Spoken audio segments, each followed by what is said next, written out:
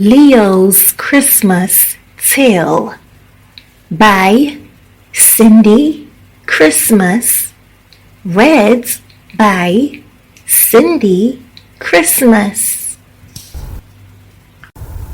As a young man, Leo told a lot of fibs and did a lot of wickedness, which was why his family distanced themselves from him and he was friendless.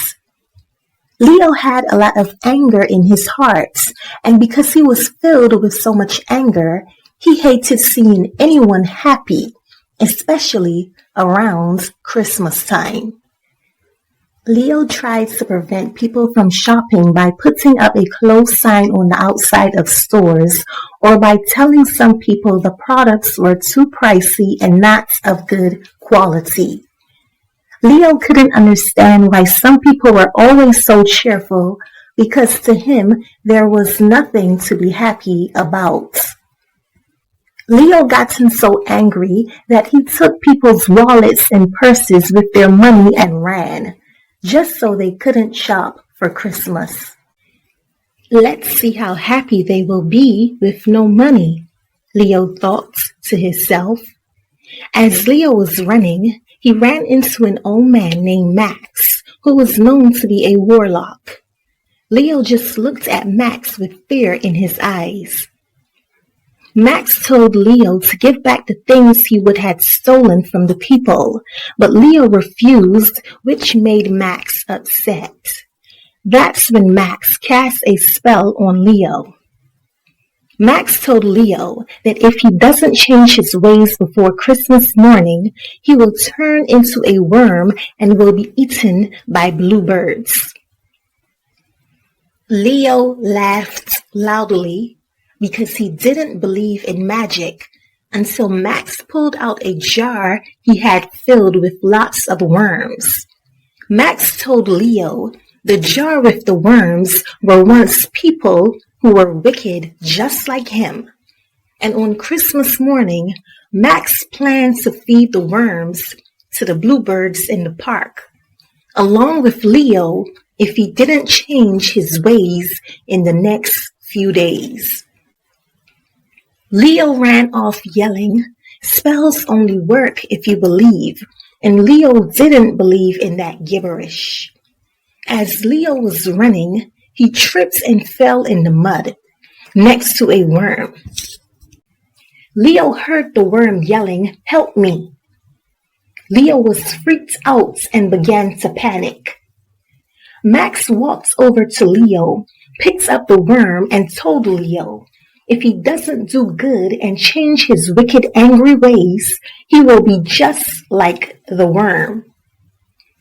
Leo told Max it makes no sense changing his ways because everyone already hated him, which was the reason that he had no friends and he was an outcast in his family. Max told Leo that if he did good, people would start to like him and he would make friends.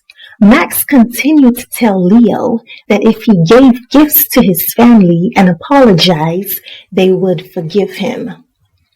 Leo took back all the person's wallets and purses. He apologized for taking them, and he offered them a helping hand with their shopping and Christmas decorating. Leo tried to help everyone that he could. He helped decorate his neighbors' homes, and he found himself feeling happy. Each day that he did something nice, the joy that he brought to others made him feel less and less angry. Leo went shopping and bought gifts for his family, who he hadn't spoken to in years. They were surprised to see him, but happy at the same time.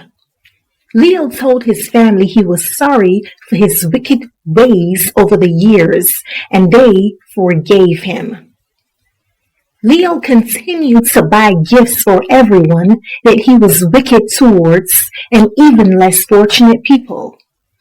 Everyone saw a change in him and started to like him. On Christmas Eve night, Leo went looking for Max, but Max was nowhere to be found. Leo went to bed, and when he woke, he was a worm. That's when Max appeared dressed in a Santa suit. Leo was confused. He wanted to know why did he turn into a worm when he did good and changed his ways. Max told him that although he did good deeds and changed his ways, deep down inside he was still holding on to anger. That's why he turned into a worm. Leo felt angry because he gave people gifts and didn't receive any. He felt like no one cared for him. Just then, friends and family were outside of Leo's house with gifts and food, which cheered him up and made his anger go away for good. That's when Leo turned back to himself. Max told Leo to never carry anger in his heart and to always do good.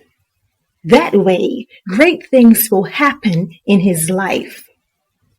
That Christmas morning, Leo's friends and family helped him decorate his house.